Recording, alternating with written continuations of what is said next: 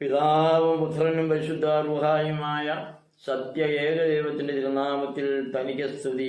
നമ്മുടെ മേൽ തന്റെ കരുണകളും മനോണവും എന്നേക്കും ഉണ്ടായിരിക്കട്ടെ. OBS forum, orthodox Bible study forum 181 എപ്പിസോഡിലേക്ക് ഏവർക്കും സുസ്വാഗതം. വിശുദ്ധ ലൂക്കോസ് എഴുതിയ സുവിശേഷം 7-ാം അധ്യായം 28 നാം ഇങ്ങനെ വായിക്കുന്നു: സ്ത്രീകളിൽ നിന്ന് ജനിച്ചവരിൽ യോഹന്നാനേക്കാൾ വലിയവൻ ആരുമില്ല. ദൈവരാജ്യത്തിൽ ഏറ്റവും ചെറിയവനോ അവനിലും വലിയവൻ എന്ന് ഞാൻ നിങ്ങളോട് പറയുന്നു. ഈ വാക്യം നാം ശ്രദ്ധിക്കുമ്പോൾ സ്വാഭാവികമായും 2 ചോദ്യങ്ങൾ നമ്മുടെ മനസ്സിൽ ഉയർന്നു വരും. ഒന്ന്, യോഹന്നാൻ യേശുവിനേക്കാൾ വലിയവനോ? 2, ആരാണ് ദൈവരാജ്യത്തിൽ ചെറിയവൻ? ഇവിടെ ദൈവരാജ്യം എന്നത് എന്താകുന്നു എന്ന് ആദ്യമേ മനസ്സിലാക്കണം.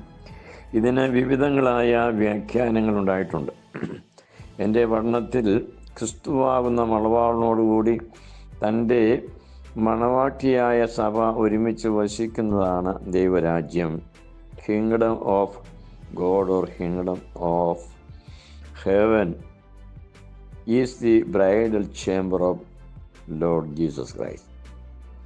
ഈ മണവാട്ടി മണവാളിൻ്റെ വലതുഭാഗത്തിരിക്കുന്നു എന്ന് സങ്കീർത്തനങ്ങൾ 45:9 നാം കാണുന്നുണ്ട്. നിൻ്റെ വലത്തുഭാഗത്ത് രാജ്ഞി ഓഫീർ തങ്കമണിഞ്ഞ് നിൽക്കുന്നു എന്നത്രേ അവിടെ എഴുതിയിരിക്കുന്നു. വിശുദ്ധ കുർബാനയിൽ നിന്നാൾ സ്തുതിയുടെ രാജമകൾ എന്ന് നാം ചൊല്ലുന്ന കുക്കിലിയോൻ ഈ സങ്കീർത്തന ഭാഗത്തെ അടിസ്ഥാനമാക്കിയാണ് പിതാക്കന്മാർ ഉണ്ടാക്കിയിരിക്കുന്നത്.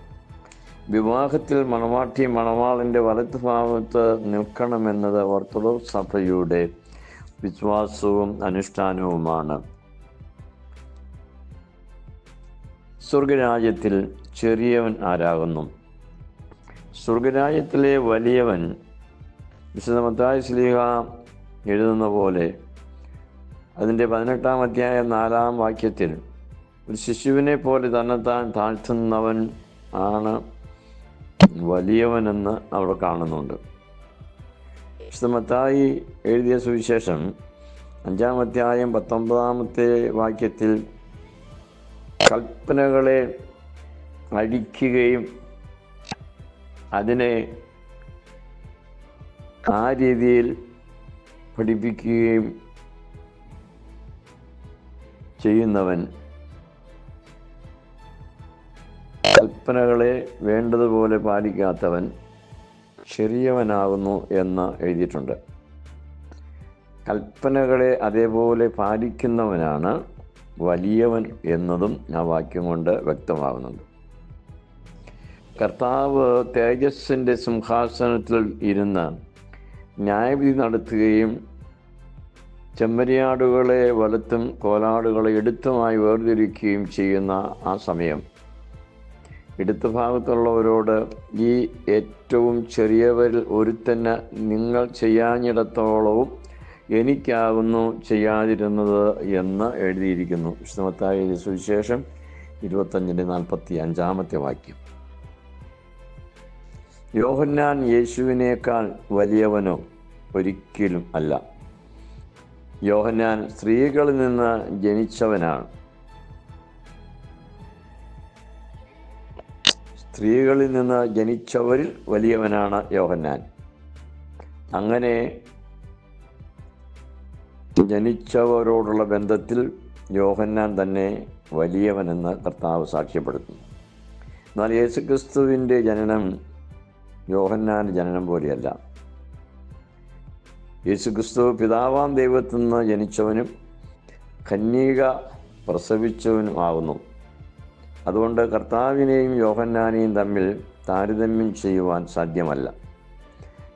യോഹന്നാൻ മണവാട്ടി സഭയുടെ ഭാഗം അല്ലാത്തതുകൊണ്ടാണ് സ്വർഗരാജ്യത്തിൽ ചെറിയവൻ യോഹന്നാനേക്കാൾ വലിയവനാകുന്നു എന്ന് എഴുതുന്നതിൻ്റെ മർമ്മം. യോഹന്നാൻ പഴയ നിയമ വിശുദ്ധന്മാരുടെ നിരയിൽ വരുന്നവനാണ്. അവർ ക്രിസ്തുവിൻ്റെ മണവാട്ടിയായി വലത്തുഭാഗത്തിരിപ്പാൻ അർഹതപ്പെട്ടവരോ തിരഞ്ഞെടുക്കപ്പെട്ടവരോ അല്ല. എന്നാൽ പഴയ നിയമ വിശുദ്ധന്മാരും പുതിയ നിയമ മണവാട്ടി സഭയും ദൈവരാജ്യ അവകാശികൾ തന്നെ ആകുന്നു എന്നതും നാം അറിഞ്ഞിരിക്കണം. എൻ്റെ പിതാവിൻ്റെ സന്നിധിയിൽ അനേകം വാസസ്ഥലങ്ങളുണ്ട് എന്ന് എഴുതിയിരിക്കുന്നതിൽ ഒന്നാത്രേ ക്രിസ്തുവിൻ്റെ വലതുഭാഗത്തെ മണവാട്ടി സഭയായി പുതിയ നിയമ സഭയുടെ ഓഹരി കർത്താവ് നൽകുന്നത്. അത് യോഹന്നാന് ലഭിക്കുകയില്ല. അതുകൊണ്ടാണ് യോഹന്നാനെക്കുറിച്ച് പ്രകാരമുള്ള ഒരു കൽപ്പന കർത്താവിൽ നിന്ന് പുറപ്പെടുവാൻ സംഗതിയായത്. ഇവിടെ ചെറിയവൻ എന്നത് പുതിയ നിയമ വിശ്വാസിയെ കുതിക്കുന്നതാകുന്നു എന്നും എടുത്തു പറയട്ടെ. ഇതേവരെയും ശ്രദ്ധിച്ച ഏവർക്കും നന്ദി. പന്നിക്കോട്ടച്ചൻ.